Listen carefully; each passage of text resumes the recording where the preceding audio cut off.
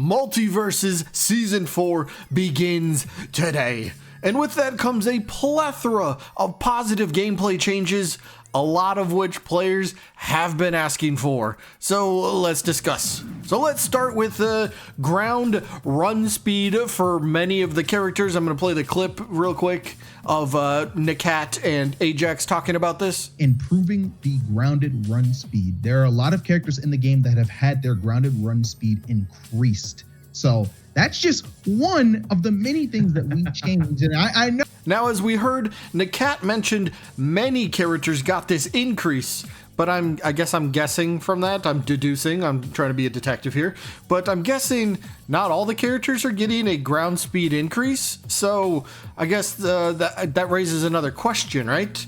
Are the characters that don't receive this ground speed increase, are they gonna be like moved down the tier list, or in another way to put that, are they gonna be like indirectly nerfed? I mean, we'll wait and see when patch notes are out. At least at the time of recording this video, the patch notes are not out, so I don't know which characters they are, but he says many of them. So if you say many and not all, well, there's gonna be some characters. I'm sure it's an easy fix, and most likely the rest of the characters will get this ground speed increase in the future, but for now, maybe some characters kind of get left behind a little bit. Gameplay change number 2, fast falling. Now, this basically, it's gonna let you put yourself into a much better position just in battle in general. Like, I'll play the clip again from them demonstrating the little side-by-side comparison.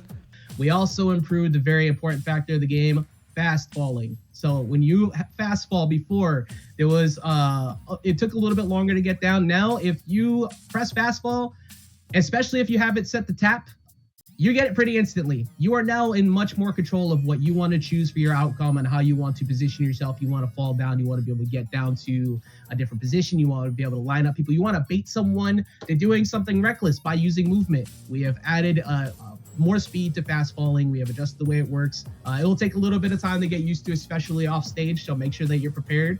So again, fast falling being so much quicker now than it was is such a game changer for many reasons, right? Like, for one, it will make games seem faster. If you can get to your opponent and connect those attacks faster or dodge quicker, whatever it is, games are going to feel faster. And don't players want more speed in the games? You know, you don't want to sit there and feel like the game's dragging for too long. This will help speed things up so much. Plus, this does kind of open up the potential for more combos to be fluid.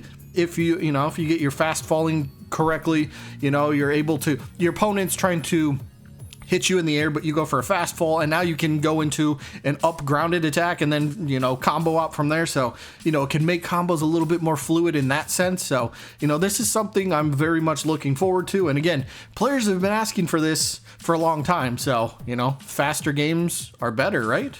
Gameplay change number 3, short hops. These are also going to open up a plethora of new ways to approach or even bait the opponent. Again, let me play the clip from them and the side-by-side comparison.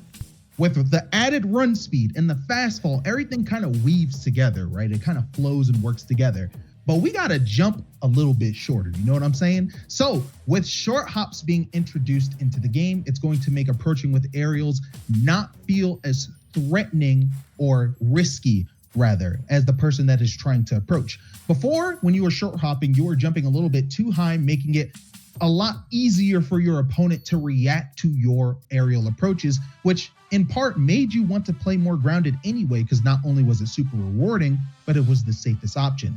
In a similar way to kind of fast falling, like I was describing a little bit, this can open up so many different ways to approach, to combo, to bait your opponent, whatever it is. Like, this is a massive game changer. So short hops are so cool. And like the little comparison that they were showing in the side-by-side comparison, that was so annoying. And maybe that was kind of, in a way, an indirect way that people were mixing up their hitboxes and the animations. It kind of looks like it should hit, but maybe it wasn't intended to, because you're too high, or you're too high above your opponent for this move to hit. So this will be so helpful, and I cannot wait till season 4 Well, it finally downloads and I can get into playing. Gameplay change number 4, shield changes. Now, from the last testing ground, these changes have been applied, so we're essentially getting shields version 2.0. Now, again, I'll play the clip here real quick of them explaining things.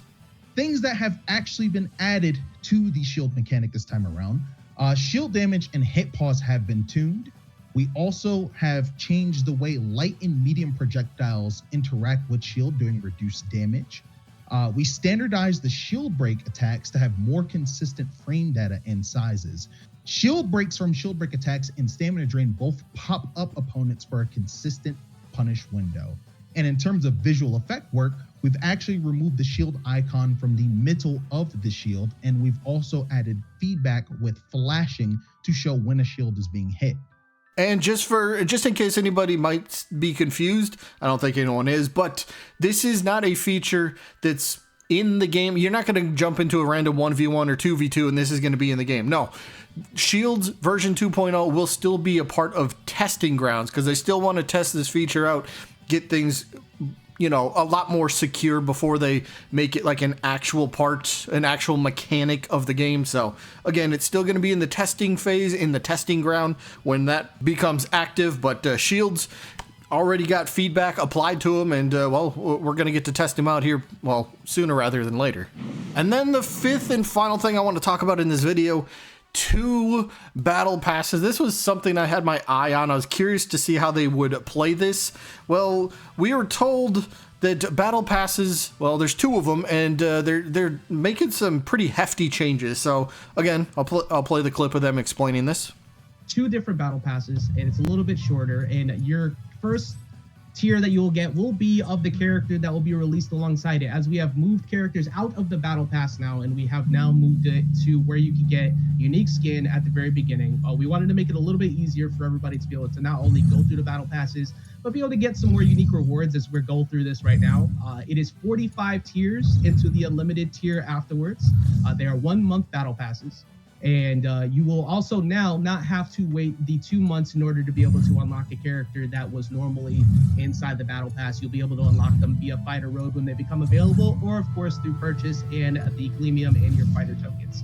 So the big takeaway, right? The big takeaway, no more characters tied to a battle pass, which is a massive plus in my opinion. It's a massive win. I love this. This was something I was kind of against from the very beginning. I made videos, I've made posts online saying this was a stupid idea. I didn't like it because they locked a character behind a battle pass for an entire season. So free-to-play players, if you really wanted to play, I don't know, Jason way back in the day when Multiversus relaunched, and you didn't have any money to spend on the game, you couldn't play Jason until season 2. I always thought that was such a stupid idea, so I'm glad that that has changed. I think that is a massive positive. Plus, they also said battle passes are now only 1 month, and they are 45 tiers instead of 70. So unless I missed it, and I might have missed this, and if I did, somebody please let me know in the comments. Did they mention if the price of the battle passes is decreasing? I mean, it would make sense, right? Shorter battle passes in total for tiers and for time. We only have a month to complete these battle passes now, so shorter time.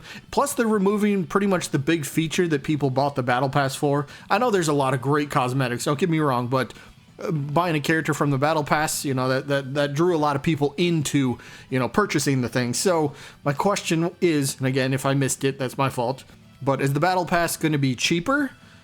I would think it would have to be, right? What was it before? I think it was roughly about $10 US. So are they going to decrease it? Are they going to cut it in half to 5 or maybe like $6 or $7 for a battle pass? That way there's 2 battle passes. Say they make it $7, right? 1 battle pass, $7.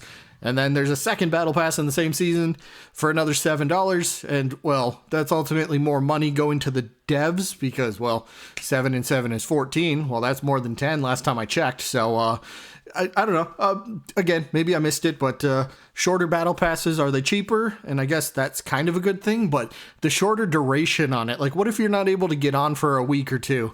You know, maybe you just got some things going on and you just can't find time for games. And then you kind of miss out on the rest of the rewards for the battle pass. So I got mixed feelings on that part, but overall everything else seems really good, really awesome. So I said in a video the other day, Season 4 for Multiverses is a major turning point for the game, hopefully in a positive way. A lot of what we're seeing and hearing, and well, hopefully experiencing very, very soon, is only going to lead to a much brighter future.